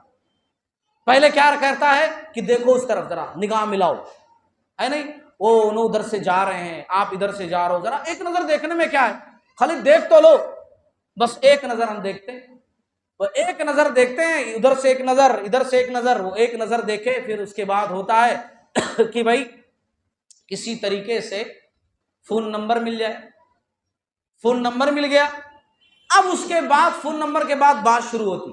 کتنے سارے نوجوانوں کو جب میں بولا کہ بھائی آپ ایسا کرتے ہو کیا، نہیں مجھے صاحب وہ دینی میسج کرتے ہیں، دینی میسج کیا کرتے ہیں، دینی میسج، اللہ اور اس کے رسول کی بات کرتے ہیں۔ واہ، اللہ اس کے رسول کی بات کرنے کے لیے یہی پلیس ملی ہے ان کو، اللہ اس کے رسول کی بات کرنے، واہ۔ پھر اس کے بعد دھیرے دھیرے یہ بات آگے بڑھتی ہے نا، کہ ذرا میسج کر رہے ہیں تو کچھ فون پر بات کرنے سے کیا پرابلم ہے، تھوڑا ملنے سے کیا پرابلم ہے، اور دھیرے دھیرے پھر وہ کام کروا بیٹھتا ہے کہ جس کے کرنے سے انسان جہنم میں پہنچ جاتا ہے، وہ کام کروا بیٹھتا ہے، اسٹیپ بائی اسٹیپ لے کر جاتا ہے۔ اسی لیے پیارے نبی صلی اللہ علیہ وسلم نے ارشاد فرمایا کہ ایک نظر جو اچانک پڑ جائے، آپ گلی میں سے آ رہے ہو، ادھر سے کوئی گلی میں سے آ رہے خاتون، اچانک نگاہ پڑ گئی، معاف ہے، یہ پہلی نظر معاف ہے، لیکن پھر دوبارہ دیکھنا یہ گناہ ہے۔ اپنے نظروں کی، اپنی نگاہوں کی حفاظت کرو۔ سڈن اچانک نگاہ پڑ گئی وہ معاف ہے، مگر پھر دوبارہ پلٹ کر کے دیکھنا، اپنی چاہت سے دوبارہ اس طرف دیکھنا، یہ گناہ ہے۔ اب منچلے نوجوان ہوتے ہیں نا، کچھ بگڑے ہوئے نوجوان، ڈھیر ہوشیاری کرنے والے، وہ کہتے ہیں کہ نہیں، وہ اچانک جو نگاہ پڑی وہ میں موڑا نہیں، ایسے ڈائریکٹ دیکھ رہا ہوں تو پہلی چھوئی نا مولی صاحب، پہلی والی تو معاف ہے نا، اب اچانک میری نگاہ ایسے پڑی تو میں ہٹایا نہیں، اگر ہٹا کر کے پھر دیکھوں گا تو دوسری ہو جائے گی، لیکن میری نگاہ ایسے پڑی اچانک اور میں دیکھ رہا ہوں تو میری پہلی ہوئی نا، تو یہ معاف ہے کہ نہیں معاف ہے؟ کیسے سمجھایا جائے، یہ معاف ہے کہ نہیں معاف ہے؟ گناہ ہے، گناہ۔ سڈن پڑ گئی نگاہ، فوراً پھیر لینا چاہیے، نگاہ فوراً ہٹا لینا چاہیے، یہ پاکیزگی کا ذریعہ ہے۔ اللہ تعالیٰ نے کہا والذین هم لفروجہم حافظون، ایمان والے وہ ہیں، کامیاب ہونے والے وہ ہیں کہ جو اپنی شرمگاہوں کی حفاظت کرتے ہیں۔ پیارے نبی صلی اللہ علیہ وسلم نے ارشاد فرمایا من یضمن لی ما بین لحیہ وما بین رجلیہ اضمن لہ الجنہ، جو مجھے دو چیزوں کی حفاظت کی گارنٹی دے دے میں اسے جنت کی گارنٹی دیتا ہوں۔ وہ دو چیزیں کیا ہیں؟ پیارے نبی صلی اللہ علیہ وسلم نے فرمایا ایک تو یہ جو تمہارے منہ کے اندر ہے، دونوں جبڑوں کے درمیان تمہاری زبان ہے، اس کی حفاظت کی گارنٹی دے دو کہ اس کا استعمال صحیح طریقے سے کرو گے، بات بولو گے صحیح بولو گے اور نہ خاموش رہو گے، اس زبان سے غیبت، چغلی، فحاشی، غلط باتیں، غلط چیزیں نہیں نکالو گے۔ اگر اس چیز کی حفاظت کی گارنٹی تم دیتے ہو تو میں تمہیں جنت کی گارنٹی دیتا ہوں۔ دوسری بات آپ صلی اللہ علیہ وسلم نے کہی جو دونوں ٹانگوں کے درمیان تمہاری شرمگاہ ہے، اگر اس کی حفاظت کی گارنٹی دے دو اضمن لہ الجنہ، میں تمہیں جنت کی گارنٹی دیتا ہوں۔ دنیا کے اندر فساد کی جڑیں یہی تو ہے نا، اگر انسان ان چیزوں کو قابو میں کر لے جائے تو بندے صالح بن جائے، بندے نیک بن جائے۔ کتنے صفات ہو گئے؟ میں دیکھنا چاہتا ہوں کہ دیکھیں خالی سن رہے ہیں یا واقعی میں جاگ بھی رہے ہیں۔ کتنی صفات ہو گئے؟ 4 صفات، الحمدللہ۔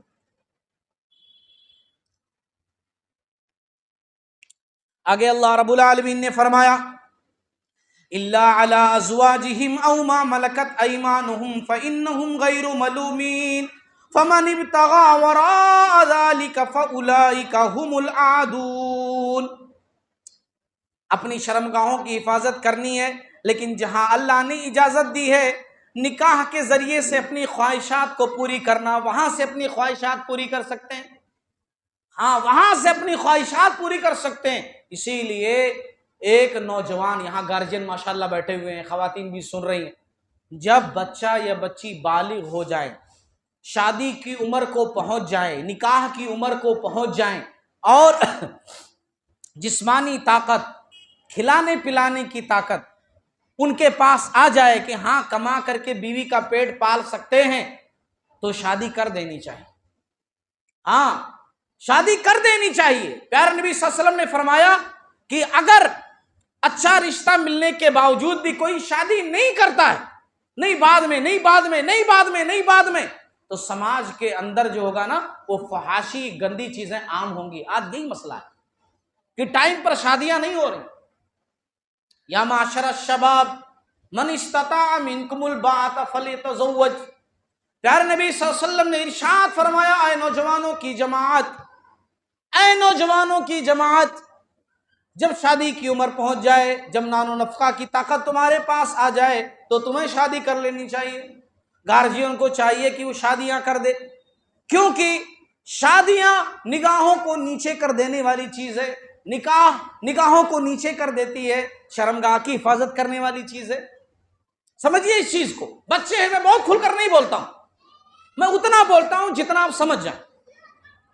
آج سماج کے اندر برائیاں جو زیادہ ہیں وہ ہماری اپنے ہاتھوں کی بھی کمائی ہے، کہ ہم لوگ کہیں نہ کہیں نوجوان بھی نہیں تھوڑا اور کما لیں، تھوڑا اور بلڈنگیں بنوا لیں، بچی والے بھی نہیں، اچھے ایسے بچوں کو نہیں دیتے ہم، بچہ ذرا زیادہ کمانا ہے نا، ذرا زیادہ پیسے والے ہونا، اس چکر میں گناہ سماج کے اندر زیادہ ہوتے۔ اگر وقت پر شادیاں ہو جائیں جیسے پہلے ہوتی تھی، جیسے پہلے کے لوگ شادیاں کر دیا کرتے تھے، ٹائم ہو گیا ختم، بزرگ لوگ بولتے تھے بھائی ٹائم ہو گیا ختم، اب کچھ بھی نہیں، وہ شادیاں کر دو، تو اتنے گناہ تھے سماج کے اندر، اتنی فحاشی تھی، اتنی عریانیت تھی، اتنی بے شرمی تھی، اتنی بے حیائی تھی، ہمارے بزرگ بیٹھے ہوئے ہیں جانتے نہیں تھی۔ آج کیوں؟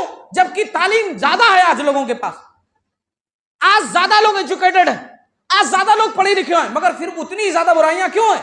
کیونکہ پڑھے لکھے تو ہیں مگر جہاں فوکس کرنا چاہیے وہاں فوکس نہیں کرتے۔ وہ بزرگ پہلے کے کم پڑھے لکھے ہوتے تھے مگر وہ لوگ جانتے تھے کہ سماج کے اندر کی چیز سے برائی پھیلتی، سماج پر گہری نظر ہوتی تھی، ٹائم پر شادیاں کر دیا کرتے تھے۔ تو بہرحال اللہ رب العالمین نے کہا والذین هم لفروجهم حافظون، اپنی شرمگاہوں کی حفاظت کرو۔ پھر فرمایا اللہ رب العالمین نے والذین هم لاماناتهم وعهدهم راعون، کامیاب ہونے والے مومن وہ ہیں جو وعدوں کا پاس و لحاظ رکھتے ہیں، امانت داری نبھاتے ہیں، امانت دار ہوتے ہیں اور وعدوں کا پاس و لحاظ کرتے ہیں۔ امانت دار، پیارے نبی صلی اللہ علیہ وسلم نے حدیث کے اندر کہا کہ قرب قیامت میں امانت داری اس طرح غائب ہو جائے گی سماج سے کہ لوگ ایسا بولیں گے کہ فلاں محلے میں، فلاں گلی میں، فلاں خاندان میں ایک بندہ رہتا ہے جو امانت دار ہے۔ امانت داری اتنی کم ہو جائے گی۔ آج ہمارے پاس یہی عالم ہے کہ ہمارے پاس امانت داری بہت کم ہے، امانت کی حفاظت، امانت داری بہت کم ہے، بہت کم، الا ماشاء اللہ۔ آج سماج کے اندر تو ایسا ہے، ہم پیسہ کسی کو دیتے ہیں تو اسی وقت ہمیں ڈر لگا رہتا ہے کہ صحیح سے واپس کرے گا کہ نہیں کرے گا، اور ہوتا بھی ایسا اکثر ہے 99% کہ جب لینے کی باری آتی ہے تو وہ 10 مرتبہ گھر پر آتا ہے، بڑے بھائی جی جی بالکل، بڑے اچھے سے بولتا ہے، 10 مرتبہ گھر کے چکر لگاتا ہے۔ آپ ایسا فیل کریں گے کہ دنیا میں اس کے نزدیک آپ سے زیادہ اچھا کوئی نہیں ہے، لیکن لینے کے بعد جب اب آپ کو لینا ہے اس سے جا کر کے تو ملتا ہی نہیں ہے۔ آپ اس گلی سے آ رہے، آپ جا رہے ہو نا، وہ نکل جاتا ہے دوسری گلی میں، آپ بار بار اس کے گھر کے چکر لگاتے ہو۔ یہ امانت داری کا عالم ہے۔ جبکہ امانت داری اس وقت کیسی ہوا کرتی تھی، سن لو۔ عمر رضی اللہ تعالیٰ عنہ کے دور خلافت میں ایک مرتبہ کیا ہوا، بحرین کا نام سنو نا، بحرین سے کیا ہوا، مشک آیا، مشک، خوشبو۔ تو یہ ہوا کہ بھائی مال آیا، مشک آیا، پورے مدینہ کے لوگوں میں تقسیم کرنا، تھوڑا تھوڑا تھوڑا سب میں بانٹنا ہے۔ تو یہ ہوا بھائی تھوڑا تھوڑا پہلے کسی چیز میں نکالو، اس کے بعد سب کو بانٹو۔ عمر رضی اللہ تعالیٰ عنہ کی بیوی جو تھی، عاتقہ تھی ایک، انہوں نے کہا کہ لائیے میں جو ہے نکال دیتی ہوں، آپ کی ہیلپ کر دیتی ہوں، اور سب کو جو ہے میں جو ہے ایسا الگ الگ کر دیتی ہوں، سب کو آپ بانٹ سکتے ہیں۔ عمر رضی اللہ تعالیٰ عنہ نے کہا کہ نہیں، میں تم کو نہیں دوں گا ایسا کرنے کے لیے. وہ بولی کئی کو؟ کہا اس لیے نہیں دوں گا کیونکہ تمہارے ہاتھوں پہ جو لگے گا وہ بار بار اپنے کپڑے پر تم لگاتی رہو گی، تو بار بار تمہارے کپڑوں میں لگتا رہے گا، پھر اس کے بعد جو تمہارا حصہ ہے وہ تمہارا حصہ بھی ملے گا، تو تم حصہ بھی پالو گی اور بار بار جو کپڑے پر لگائیں وہ بھی تمہارا ہو جائے گا، تو وہ زیادہ ہو جائے گا. آپ سمجھ رہے اس چیز کو؟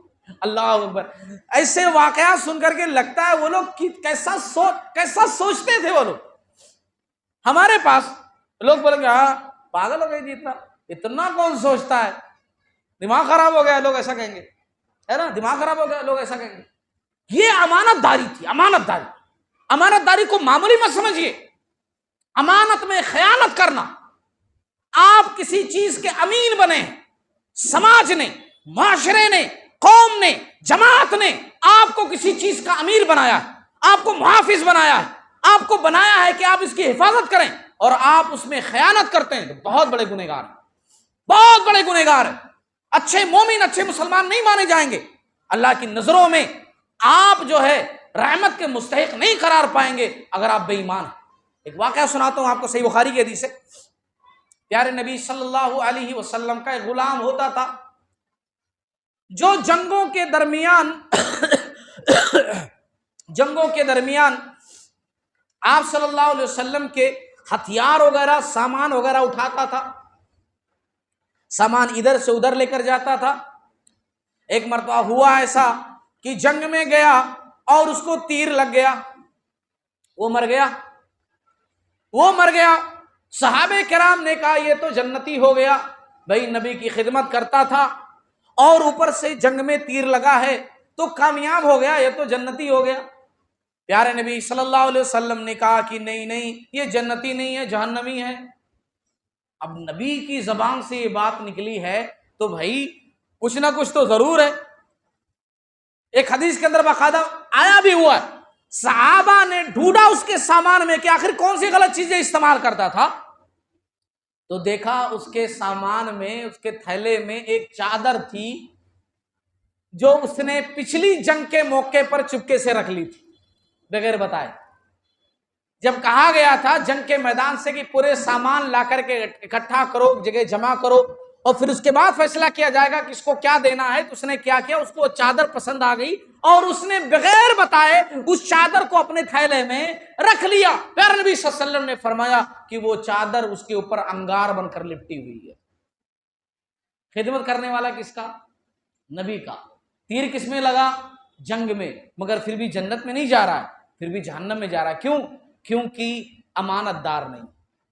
اگر آپ روزہ رکھ رہے ہیں، اگر آپ نمازیں پڑھ رہے ہیں، آپ نے حج عمرہ کر رکھا ہے، آپ بڑے تہجد گزار ہیں، مگر آپ بے ایمان ہیں، آپ لوگوں کا حق مار لے رہے ہیں، آپ نے بہن کا حق مارا ہے، یا آپ نے بھائی کا حق مارا ہے، یا آپ نے پڑوسی کا حق مارا ہے، یا آپ نے سماج کے کسی بھی طبقے کا، کسی بھی شخص کا حق مارا ہے، تو واللہ دنیا کے اندر یہ معاملہ رفع دفع کر لو، حق حقوق ادا کر دو، ورنہ قیامت والے دن ذلیل و خوار ہو جاؤ گے.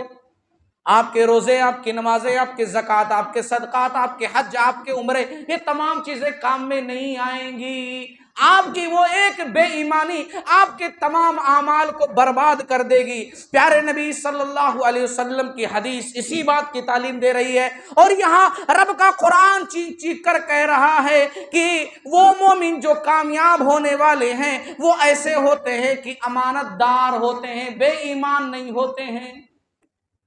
کامیابی چاہیے تو امانت دار. کتنے صفات ہو گئے؟ 5 ہو گئے. الحمدللہ یاد ہے، ماشاءاللہ. میں اس بار کاؤنٹ بھی نہیں کیا تاکہ اب کی بار پوچھوں گیا یاد ہے کہ نہیں. 5 صفات ہو گئے.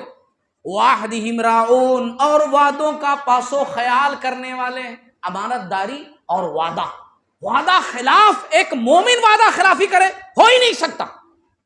مومن وعدہ خلاف نہیں ہوتا.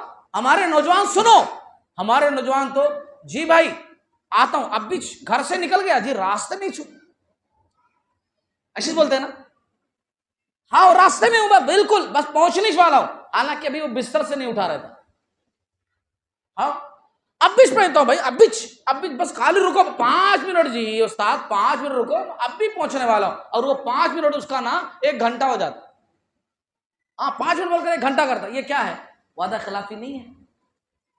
یہ وعدہ خلافی نہیں. کیا مومن ایسے ہی ہوتے؟ پیارے نبی صلی اللہ علیہ وسلم نے ارشاد فرمایا کہ وعدہ خلافی تو منافق کرتا ہے.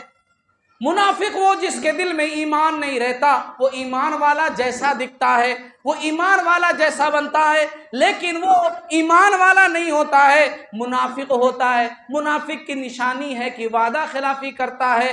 جب بھی کسی سے وعدہ کرتا ہے تو وعدہ خلافی کرتا ہے. یہ نشانی کس کی ہے؟ یہ نشانی ہے منافق کی، یہ مومن کی نشانی نہیں ہے. اللہ تعالیٰ یہاں ارشاد فرما رہے ہیں، اللہ تعالیٰ یہاں پر کہہ رہے ہیں وَعَهْدِهِمْ رَاعُونَ. چھٹی صفت یہ ہے کامیاب ہونے والے مومنوں کی کہ وہ وعدہ خلاف نہیں ہوتے بلکہ وعدے کے نبھانے والے ہوتے ہیں. جو وعدہ کرتے ہیں اس وعدہ کو پورا کرتے ہیں، یہ مومن کی نشانی ہے. ساتویں صفت وَالَّذِينَ هُمْ عَلَى صَلَوَاتِهِمْ يُحَافِظُونَ. وَالَّذِينَ هُمْ عَلَى صَلَوَاتِهِمْ يُحَافِظُونَ. یہ ساتویں صفت آپ لوگ چونکے نہیں؟ ترجمہ کر دوں.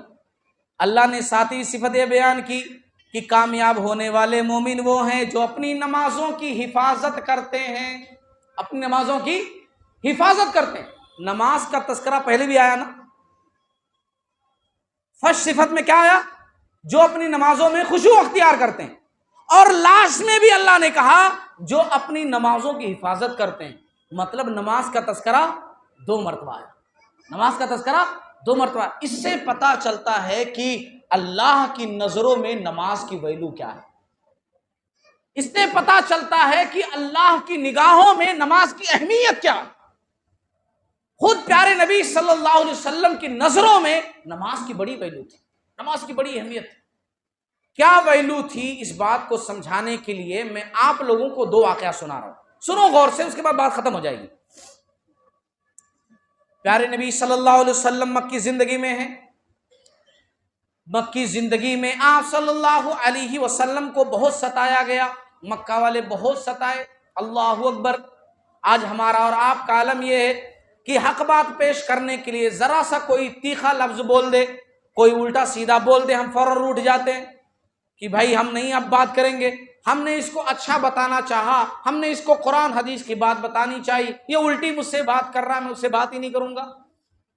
نبی صلی اللہ علیہ وسلم بار بار سمجھاتے رہے. وہ لوگ آپ صلی اللہ علیہ وسلم کو نعوذ باللہ من ذالک پاگل، مجنون، دیوانہ، پتہ نہیں کیا کیا کہتے رہے، ستاتے رہے.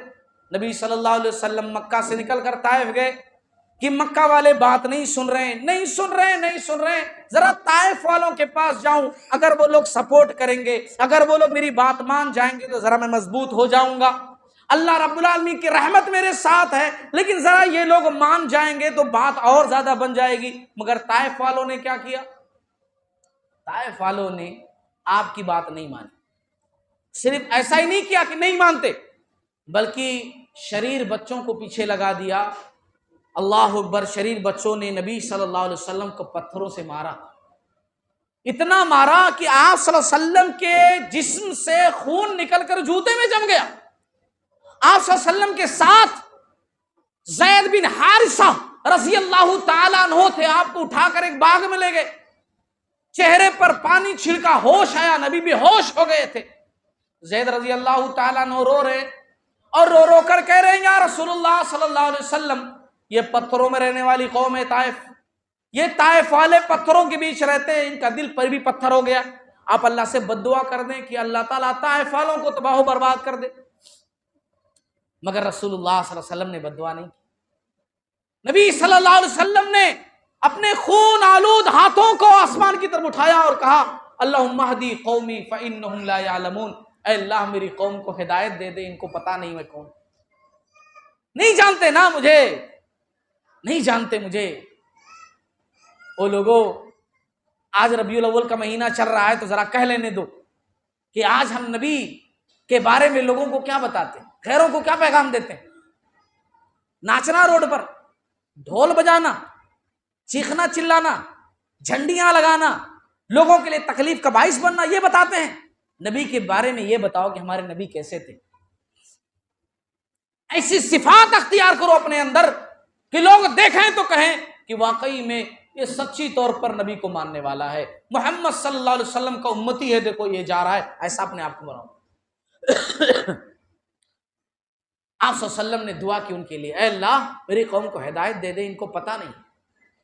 دعا مانگی، الہی قوم کو چشمے بصیرت دے، الہی رحم کر ان پر، انہیں راہ ہدایت دے، فراخی ہمتوں میں روشنی دے، ان کے سینوں کو کنارے سے لگا دے، ڈوبنے والی سفینوں کو۔ الہی رحم کر کوہسار طائف کی مکینوں پر، الہی پھول برسا پتھروں والی زمینوں پر۔ جن لوگوں نے مار مار کر لہو لہان کیا، ان کے حق میں کامیابی کی دعا کی، کس نے؟ نبی صلی اللہ علیہ وسلم۔ یہ واقعہ ذہن کے اندر رکھو۔ مدینہ جانے کے بعد، ہجرت کے بعد ایک جنگ ہوئی ہے جس کو بولتے ہیں جنگ خندق۔ جنگ خندق میں یہود، مشرکین، آس پاس کے قبائل سب مل کر کے مدینہ پر حملہ کیے، اور مدینہ کی فوج تھوڑی سی اور حملہ کرنے والے بہت زیادہ۔ رسول اللہ صلی اللہ علیہ وسلم صحابہ کے مشورے سے یہ کام کیے کہ مدینہ کے پاس گڑھے کھودے گئے، بڑے بڑے گڈھے کھودے گئے تاکہ وہ لوگ مدینہ میں داخل نہ ہو سکے۔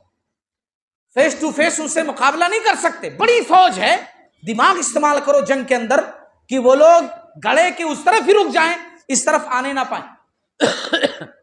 اسی لیے پیارے نبی صلی اللہ علیہ وسلم صحابہ مل کر کے جلدی جلدی گڑھا کھودنے لگے۔ جیسی نیوز ملی کہ دشمن اٹیک کرنے والا، سب گڑھا کھود رہے ہیں، جلدی جلدی بچاؤ کے لیے، جنگ کے لیے تیاری کر رہے ہیں۔ وہ گڑھا کھودنے میں اتنے مصروف ہوئے، اور چونکہ جلدی نپٹانا تھا، ایسا تو تھا نہیں کہ سکون سے آرام سے کریں گے، چلو گڑھا تھوڑا کھود لو، پھر چلو کھا پی کر کے آرام کر لو، ذرا نماز پڑھ لو، لیٹ جاؤ، پھر گڑھا کھودیں گے۔ جنگ کا ماحول تھا، دشمن آ رہا تھا، پوری تیاری سے آ رہا تھا، دشمن کا ارادہ تھا مدینہ کے بچے کو ختم کر دیا جائے۔ ایسے میں اگر اپنا بچاؤ کرنا ہے تو صحابہ رسول اللہ صلی اللہ علیہ وسلم مل کر کے گڑھا کھود رہے ہیں، اس کو بولتے ہیں جنگ خندق۔ گڑھا یعنی خندق کی کھدائی چل رہی ہے، سن 5 ہجری کا واقعہ ہے۔ آپ صلی اللہ علیہ وسلم کی نمازیں چھوٹ گئیں، گڑھا کھودنے میں اتنا زیادہ آپ صلی اللہ علیہ وسلم مصروف ہوئے کہ نمازیں چھوٹ گئیں آپ صلی اللہ علیہ وسلم کی۔ جب نماز چھوٹی نا، تب آپ صلی اللہ علیہ وسلم نے بد دعا کی۔ جب لوگوں نے مارا پتھروں سے، بد دعا نہیں کی۔ جب لوگوں نے آپ صلی اللہ علیہ وسلم کو ستایا، بد دعا نہیں کی۔ جب لوگوں نے پتھراؤ کیا، جسم سے خون نکال دیا، بے ہوش کر دیا مار مار کر کے، نبی نے بد دعا نہیں کی۔ لیکن جب کچھ لوگوں کی وجہ سے نماز چھوٹ گئی، آپ صلی اللہ علیہ وسلم نے بد دعا کی، اے اللہ ان کی وجہ سے میری نماز چھوٹ گئی، اے اللہ ان کے گھروں کو تو آگ سے بھر دے۔ یہ بد دعا کی نبی نے، ان کی وجہ سے میری نماز چھوٹی ہے، میں صحیح وقت پر نماز نہیں پڑھ سکا، ان کی وجہ سے، دشمنوں کی وجہ سے، ان کی وجہ سے میں مصروف رہا، مجبوراً مجھے یہ کرنا پڑا، نماز مجھے چھوڑنی پڑی، نماز کی ادائیگی بعد میں کرنی پڑی، اے اللہ ان کے گھروں کو تو آگ سے بھر دے۔ نبی نے بد دعا کی۔ اس سے پتہ چلتا ہے کہ نبی کی زندگی میں نماز کی ویلو کیا تھی، نبی کی زندگی میں نماز کی اہمیت کیا تھی۔ تو اللہ تعالیٰ نے 7ویں صفت بیان کی، والذین هم علی صلواتہم یحافظون، کہ کامیاب ہونے والے مومن وہ ہیں جو اپنی نمازوں کی حفاظت کرتے ہیں۔ او اللہ کے بندو، نماز کبھی مت چھوڑا کرو، نماز کبھی مت چھوڑا کرو۔ صحابہ نماز کبھی نہیں چھوڑتے تھے، یہاں تک کہ جنگوں کے اندر بھی ماحول ایسا تھا، اللہ کا حکم ایسا تھا کہ جنگ چل رہی ہے، تیر تلوار کی بارش ہو رہی ہے، بھالے چل رہے ہیں، خطرات ہیں، مگر پھر بھی کہا گیا تھا نماز خوف ادا کرو۔ آدھی فوج دشمن کے مقابلے میں ٹھہر جائے، آدھی فوج اللہ کو یاد کرنے میں ٹھہر جائے، اور آج ہم چلتے پھرتے، دوڑتے بھاگتے، صحت مند، ہاتھوں کے اندر طاقت، پیروں کے اندر طاقت، گاڑیاں موجود ہیں، مگر پھر بھی نماز پڑھنے کی توفیق نہیں ہوتی۔ یہ ہمارا عالم، نماز ہم سے غائب۔ ہم اللہ کے بندے کیسے ہوں گے جب نماز ہی نہیں ادا کر پا رہے، نماز ہی نہیں ادا کر پا رہے۔ اس سے پہلے کہ ہماری نماز جنازہ پڑھی جائے، اس سے پہلے نمازوں کی پابندی کرو۔ اس سے پہلے کہ ہماری نماز جنازہ پڑھی جائے، جب سب کچھ دی اینڈ ختم ہو جائے گا، اس سے پہلے نمازوں کی پابندی کر لو، اپنے گناہوں کو بخشوا لو، اپنے رب کو راضی کر لو۔ تو یہ 7 صفت اللہ تعالیٰ نے بیان کی ہے، 7 صفت۔ 7 صفت کو بیان کرنے کے بعد کون سی 7 صفت؟ نمبر 1، ذرا بتائیے ہمارے ساتھ کون سی 7 صفت؟ ایک کیا ہے؟ جو لوگ اپنی نمازوں میں خشوع اختیار کرتے ہیں، ذرا ریپیٹ کیجئے بھائی، جو لوگ اپنی نمازوں میں خشوع اختیار کرتے ہیں اور جو لغویات سے بچتے ہیں، فالتو کاموں سے بچتے ہیں، دوسرے نمبر پر، تیسرے نمبر پر جو زکوٰۃ ادا کرتے ہیں، چوتھے نمبر پر جو اپنی شرمگاہوں کی حفاظت کرتے ہیں، پانچویں نمبر پر کہ جو وعدے کو نبھاتے ہیں، چھٹے نمبر پر جو امانت دار ہوتے ہیں، ساتویں نمبر پر کہ جو اپنی نمازوں کی حفاظت کرتے ہیں۔ ایک نماز پڑھی، دوسرے نماز کی فکر ہے، فجر کی نماز پڑھ لی، دیکھا ظہر کتنے بجے ہے، ظہر کی نماز پڑھ لی، عصر کتنے بجے ہے، عصر کی نماز پڑھ لی، اب مغرب کتنے بجے ہے، عشاء کتنے بجے ہے، دکان پہ بیٹھے ہیں، کاروبار پر بیٹھے ہوئے ہیں، لیکن دل لگا ہوا ہے کہ اذان ہوگی، مسجد میں جانا ہے، پہنچنا ہے، نمازوں کی اتنی حفاظت کر رہے ہیں۔ اللہ تعالیٰ نے یہ صفات بیان کرنے کے بعد کہا اولئک ھم الوارثون، یہی لوگ وارث ہوں گے۔ عنوان میرا کیا تھا؟ جنت کے وارث کون؟ اللہ نے یہ تمام صفات کا تذکرہ کرنے کے بعد کہا یہی لوگ وارث ہوں گے، الذین یرثون الفردوس ہم فیہا خالدون، یہی لوگ جنت الفردوس کے وارث ہوں گے۔ جنت کی سب سے اعلیٰ کوالٹی، جنت کا سب سے اعلیٰ حصہ، جنت کا سب سے عرفہ درجہ جو ہے وہ جنت الفردوس ہے، یہی لوگ جنت الفردوس کے وارث ہوں گے۔ کون لوگ ہوں گے؟ جن کے اندر یہ صفات پائی جائیں گی اور اس جنت کے اندر ہمیشہ رہیں گے۔ اللہ تعالیٰ سے دعا کرتا ہوں کہ اللہ تعالیٰ کہنے سننے سے زیادہ عمل کرنے کی توفیق عطا فرمائے۔ باری تعالیٰ ہمیں توفیق دے کہ یہ تمام صفات ہمارے اندر پیدا ہو جائیں۔ باری تعالیٰ ہمیں مل جل کر رہنے والا بنائے۔ باری تعالیٰ اس اجتماع کے ذریعے سے ہمارے اندر خیر ہی خیر پہنچے، اور جہاں تک یہ باتیں پہنچیں اللہ تعالیٰ خیر ہی خیر پہنچے۔ اللہ ہماری اصلاح عطا فرمائے، ہماری اولاد کی اصلاح عطا فرمائے، ہمارے قلوب کی اصلاح عطا فرمائے، ہمارے بچیوں کی، ہماری خواتین کی اصلاح عطا فرمائے۔ اللہ رب العالمین ہماری جائز خواہشات، جائز تمناؤں کو، جائز دعاؤں کو اللہ تعالیٰ ہماری جو ہے قبول فرمائے۔ ہمارے بزرگوں، ہمارے نوجوانوں، ہمارے بچوں کی اللہ تعالیٰ دعائیں قبول فرمائے۔ باری تعالیٰ دنیا کے اندر جہاں جہاں بھی مسلمان پریشان حال ہیں، مصیبت زدہ ہیں، مصیبتوں سے گھرے ہوئے ہیں، اللہ تعالیٰ تو تمام مصیبتوں کو دور کرنے والا ہے، ان کی مصیبتیں دور فرما دے۔ اللہ تعالیٰ ہمیں دنیا کے اندر ترقی عنایت فرمائے، ہماری اولاد کو دنیا اور آخرت دونوں جہان کی کامیابی عنایت فرمائے، ہمیں دنیا اور آخرت کی کامیابی عنایت فرمائے، ہمیں جنت الفردوس کا وارث بنائے اللہ رب العالمین۔ وآخر دعوانا الحمدللہ رب العالمین۔ ایک اعلان ہے، بلکہ 2 اعلان ہیں۔